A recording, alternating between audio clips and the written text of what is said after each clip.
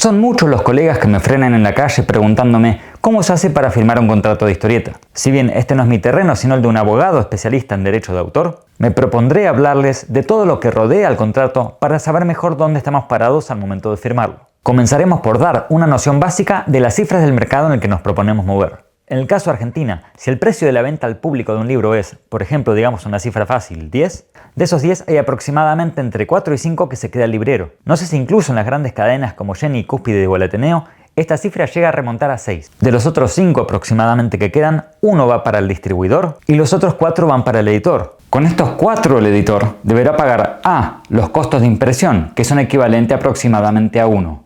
B, los costos de las regalías del autor, que son también equivalentes aproximadamente a 1. Y C, los gastos de administración, que esto incluye, por ejemplo, maquetación, diseño, gastos administrativos y demás. Por ende, lo que le queda al editor en limpio es aproximadamente entre 1 y 2.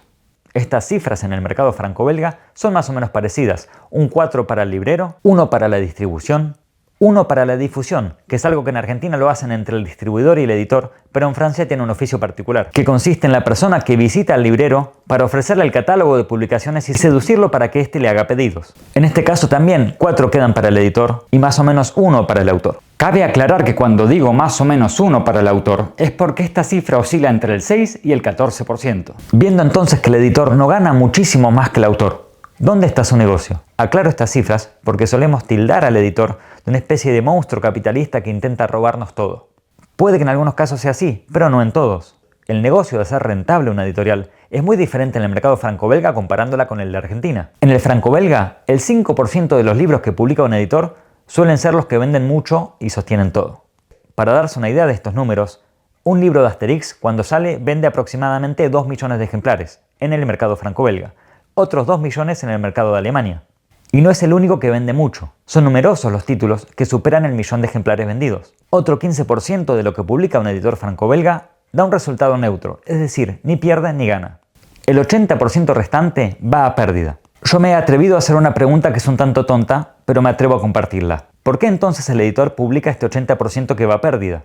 Justamente porque no sabe cuál de todos estos libros va a ser el que la pegue. En la Argentina, por el contrario, en las editoriales de historieta, no suele existir esta suerte de bestseller que puede funcionar en tanto que colchón, amortiguando el resto de los proyectos que no serían rentables. Por lo cual lo que intentan los editores es sacar libros que sean lo suficientemente exitosos o al menos que no lleven a pérdida. Consideren que un libro de autoría de Carlos Trillo, que es alguien que tiene una gran trayectoria y prestigio en Argentina, suele vender aproximadamente unos 2.000 ejemplares. Otra gran diferencia entre el mercado franco-belga y el argentino es la forma en que los libreros liquidan los libros. En el caso de los libreros franco-belga, estos pagan por adelantado al editor los libros que le piden.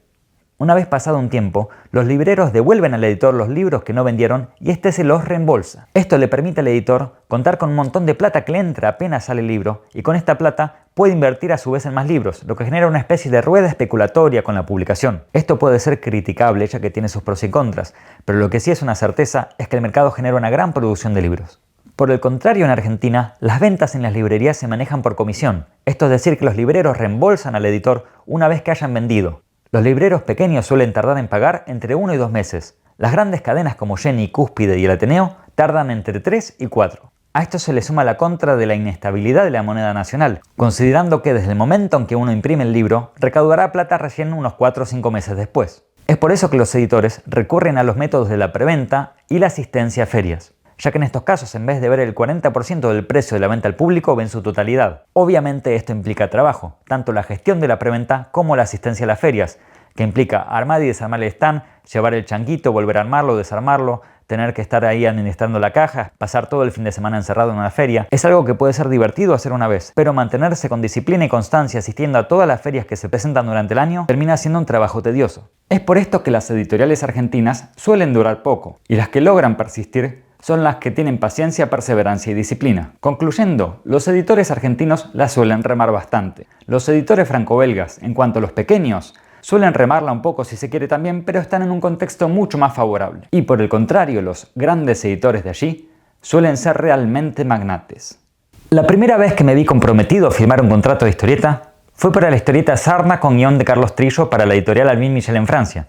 Yo por aquel entonces era un joven ingenuo. Cuando se enteró el abogado de mi familia, a quien yo había visitado por otros trámites, este me anticipó que podría ofrecerme el contacto de un buen abogado especializado en derechos de autor. Cuando le dije que el contrato estaría redactado en francés, me dijo que también habría que hacerlo traducir por un traductor legal. Salí de su despacho bastante preocupado. Haciendo números, me gastaría aproximadamente todo lo que cobraría en traducciones y honorarios de abogados. ¿Iríamos a mitad con Carlos Trillo o cómo sería? Fue Carlos Trillo quien recibió el contrato por correo y me citó en su oficina para firmarlo. Preocupado cuando yo llegué, le pregunté cómo haríamos para traducirlo y hacerlo ver por un abogado. A lo que él me dijo que no habría ningún problema, que lo firmamos porque él siempre firmó esos contratos para la misma editorial y eran responsables y de confianza. No solamente Carlos Trillo era una inminencia, sino alguien que se sabía mover muy bien comercialmente.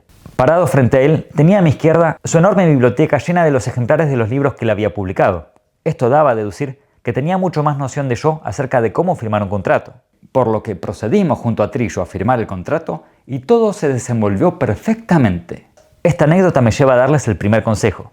Antes de revisar el contrato puntualmente, averigüen si la editorial con la que ustedes están tratando es de confianza o no. Afortunadamente, tanto en Argentina como en el mercado franco-belga, paradójicamente es un medio pequeño. Si un editor es garca y se propone estafarnos, seguramente no seremos sus primeras víctimas, y ya ha habido otros autores colegas a los que ha intentado estafar antes. Por lo cual, si un editor tiene mala reputación, esto se sabe de inmediato en el ambiente. Por el contrario, si averiguan y este editor se porta bien con los autores, les paga a término, cumple con lo firmado en sus contratos y no resulta conflictivo con los autores, esto indica que no debería tener intenciones diabólicas particularmente para con nosotros. Por el contrario, créanme que los editores conflictivos y garcas no tardan en ganarse una mala fama en el ambiente.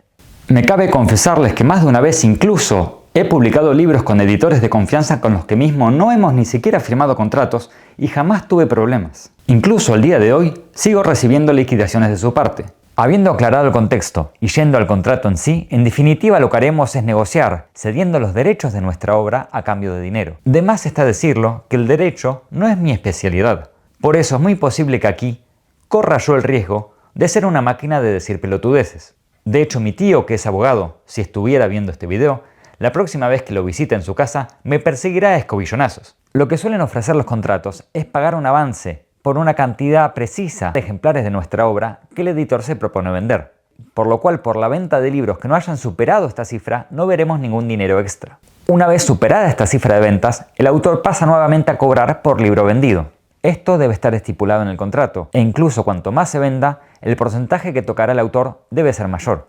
Otro de los aspectos claves del contrato es precisar qué derechos son los que uno cede. La cesión de derechos puede variar desde una edición nacional por un determinado tiempo hasta, sin exagerar, la cesión de los derechos universales totales por toda la eternidad.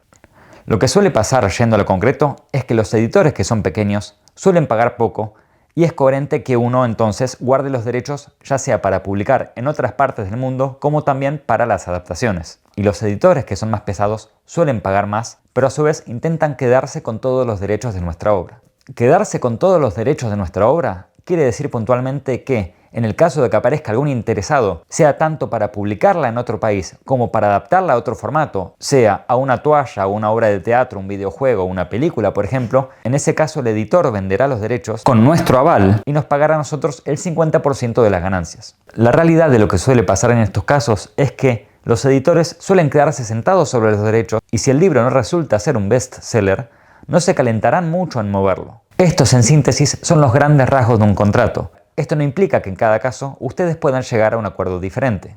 Más allá de las cifras de los contratos, no hay que buscar solamente al que mejor pague, sino también al que mejor mueva los derechos. Para esto es importante averiguar en el medio qué reputación tiene el editor. A veces conviene acordar con un editor pequeño que nos pague menos de entrada, pero sea un entusiasta en mover el libro en otros mercados y así poco a poco cobrar nuevas ventas en ellos.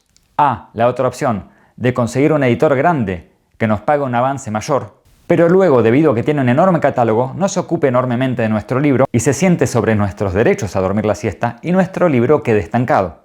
Más allá de esto, lo que suele pasar es que en una primera instancia los editores nos ofrezcan un contrato un tanto abusivo. Esto es debido a que suele estar redactado por un abogado de ellos que les pone todo a su favor. Y el editor aprovecha a su vez que nosotros, con el entusiasmo de ser publicados, estemos bien predispuestos a firmar no importa qué. En esta instancia, les aseguro que no corren riesgo alguno de ahuyentar al editor por replantearle o cuestionarle alguna de las cláusulas. De hecho, muchas veces el editor se juega a ver si pasan y cuando uno les propone algunos cambios, ellos aceptan sin problema alguno.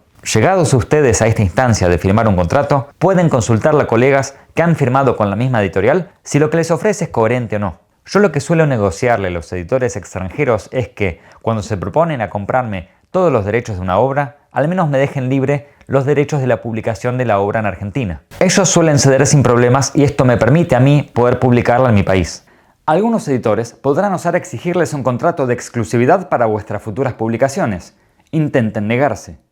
En el caso de que vuestra historieta esté realizada en coautoría con otro autor, queda a vuestro criterio cómo dividir las ganancias. No obstante, para que ustedes tengan noción, puedo ofrecerles la fórmula más clásica que se usa en el caso de un guionista con un dibujante. En los casos conservadores, se considera que el trabajo del dibujante es más arduo que el del guionista. Por ende, este tendrá un porcentaje mayor de las ganancias. Lo que suele hacerse con una primera meta de que sea rentable el proyecto es que el guionista cobre 1/3 y el dibujante los otros 2/3 de las ganancias destinadas al autor. Una vez superada esta primera meta, le hace, por ejemplo, un contrato para publicar en una editorial franco-belga. De ahí en más, los autores pasan a cobrar de manera igual las ganancias destinadas a ellos, es decir, un 50% para cada uno. Interpretes el de ahí en más como la venta de los derechos para publicaciones en otros países, como también adaptaciones de la obra a otros formatos y géneros. Pero, vuelvo a repetir, esto es solamente una referencia. Cada coautoría puede arreglar la distribución que desee. Hay que lograr un equilibrio coherente entre ser cuidadoso con lo que uno firma y considerar que uno es un genio absoluto que ha creado un enorme bestseller en potencia y el editor es un demonio maldito que va a querer estafarnos absolutamente y dejarnos en la ruina. Hay que entender que el editor puede ser un poco garca, pero al fin y al cabo es el que invertirá en nosotros y nos pagará.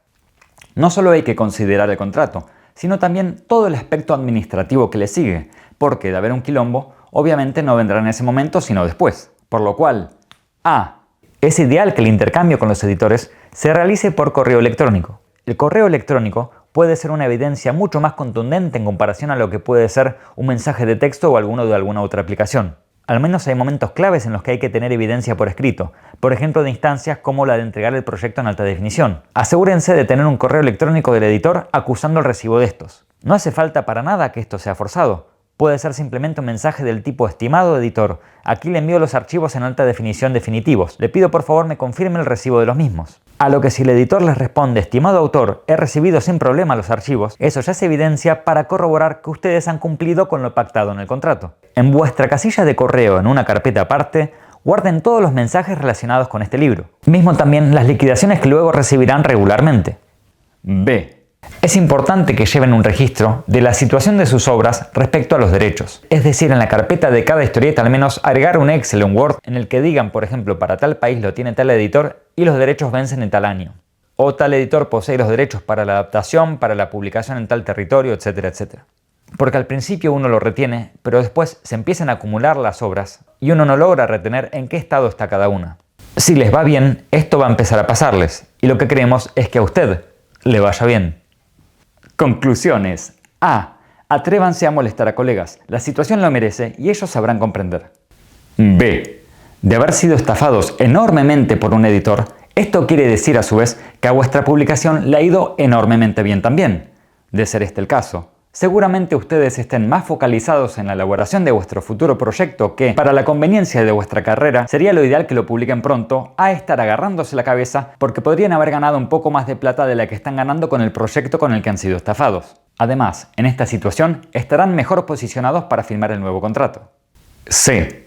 Cabe aclarar que en absoluto mi intención es hacerme el banana sugiriendo que los abogados no son necesarios. Bien que más de una vez, desesperado he golpeado a sus puertas, preguntándoles qué carajo es lo que yo había firmado. Y bien que ellos, con éxito, han logrado sacarme de un gran apuro. Pero no es con esto mi intención venirles a ustedes con la moral de que deben consultar a un abogado. Aspecto que dejo a vuestro criterio. Lo único que puedo asegurarles es que ese sería así el camino más seguro sin dudas. Por eso vuelvo a aclararles que este video no tiene como intención sugerirles cómo interpretar los contratos, sino más que todo darles una noción de dónde están parados en el momento de firmarlos. Además de ofrecerles los recursos que yo tengo en tanto que autor para que en caso de algún problema estén lo menos en bolas posible. D. Aclaro que mi intención no es omitir juicio alguno acerca de si esta situación es justa o no. Simplemente estoy ofreciendo un panorama realista de a lo que la oferta y la demanda nos enfrentan. Me adelanto a decirles que el próximo y último video de esta tanda tratará acerca de cómo preparar un archivo de historieta para enviar a imprimir.